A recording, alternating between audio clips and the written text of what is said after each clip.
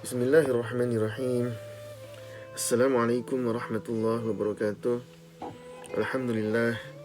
Wassalatu wassalamu ala rasulillah wa ala alihi wa sahbihi wa man walah. Wala hawla wala quwata illa billah. Amma ba'd. Kaum muslimin dan muslimat rahimakumullah.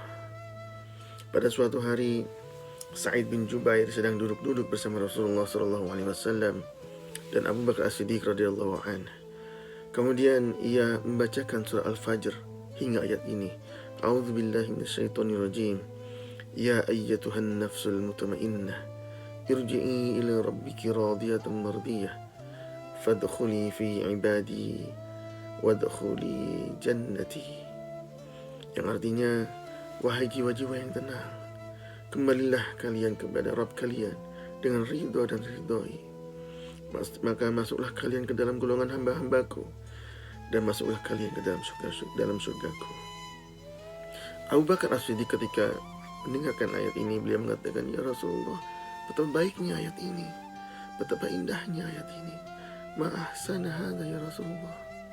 Kemudian Rasulullah pun menjawab, amma innal malak sayaqulu laka hadza ya indal mauti ya Abu Bakar.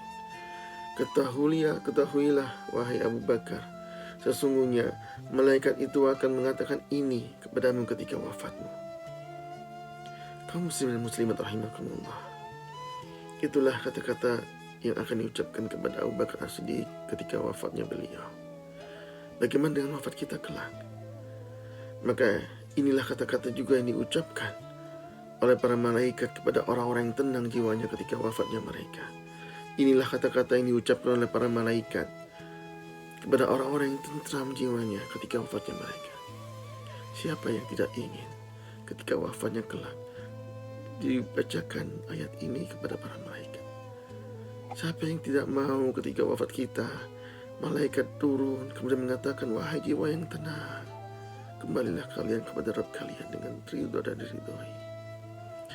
Said Qutb mengatakan dalam tafsir Zilal fi Zilal Quran, an-nafsul mutmainnah, jiwa yang tenang itu adalah al-mutmainnatu ila rabbiha, hati yang ridha kepada Allah, hati yang tenang kepada Rabbnya.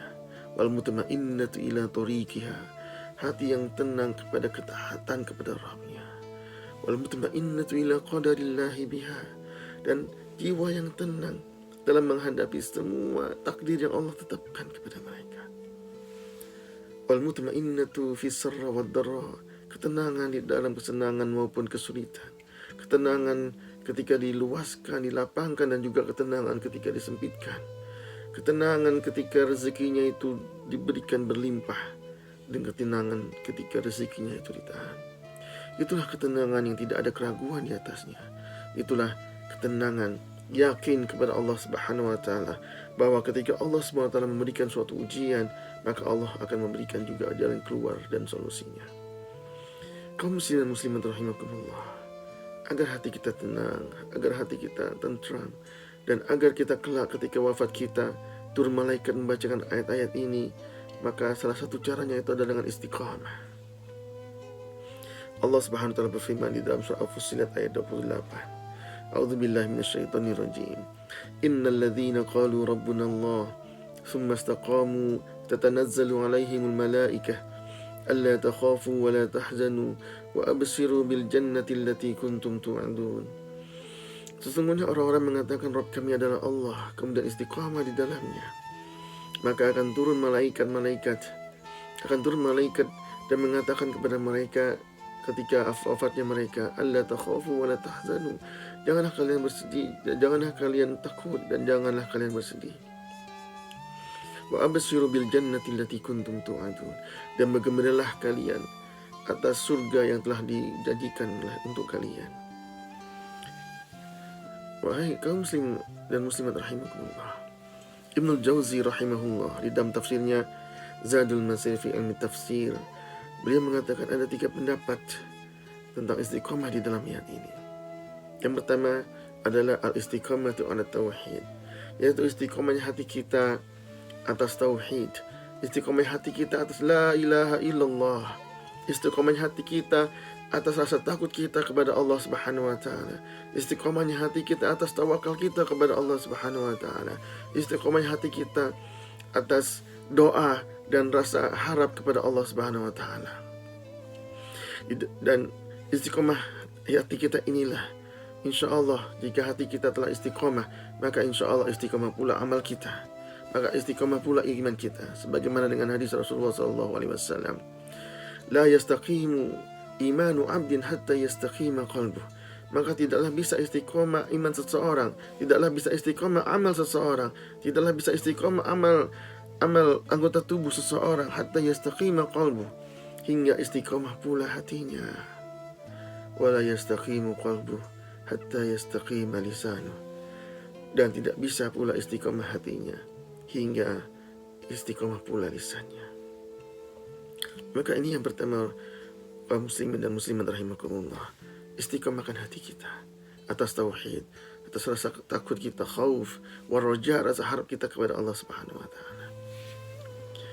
Yang kedua, yaitu al-istiqomah ala taatillah. Istiqomah atas ketaatan kita kepada Allah Subhanahu wa taala. Istiqomah dalam menjalankan semua perintah-perintah Allah dan menjauhi semua larangan Allah. Istiqomah kita atas tilawah Quran kita. Istiqomah kita dalam sedekah kita. Istiqomah kita dalam solat-solat kita. Maka inilah istiqomah yang kedua. Bagaimana istiqomah kita dalam ibadah kepada Allah dan juga istiqomah dalam menjauhi seluruh larangannya.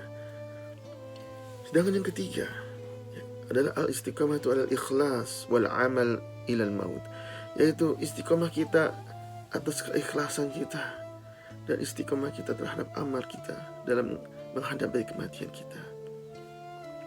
Kaum muslimin dan muslimat rahimakumullah, keikhlasan itu adalah suatu hal yang berat. Bahkan menjaga keikhlasan itu lebih berat daripada amal itu sendiri. Membangun masjid itu berat, tapi menjaga keikhlasan ketika masjid itu telah terbangun itu lebih berat. Kadang-kadang kita mengatakan tanpa sadar, kalau bukan karena saya, maka masjid ini tidak akan terbangun. Kalau bukan karena saya, maka bla bla bla bla. Kalau bukan karena saya, dan lain sebagainya. Maka ini adalah salah satu contoh kita tidak bisa menjaga keikhlasan kita. Kemudian juga ketika kita belajar tahsin, ketika kita belajar cara membaca Al-Quran yang baik dan benar, itu berat. Tetapi ketika kita berhasil membaca Quran dengan baik dan benar, menjaga keikhlasan itu jauh lebih berat. Maka kadang-kadang terbesit di dalam hati kita ketika mendengar orang bacanya tidak baik, ada rasa merendahkan orang itu dan merasa, wah, ana khairum minhu, saya lebih baik dari dia.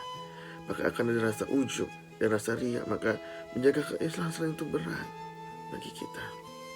Tapi inilah kita istiqomah dalam menjaga keikhlasan kita dalam setiap amal kita, dalam sedekah kita, dalam sholat kita, dalam puasa kita, dalam membaca Quran kita.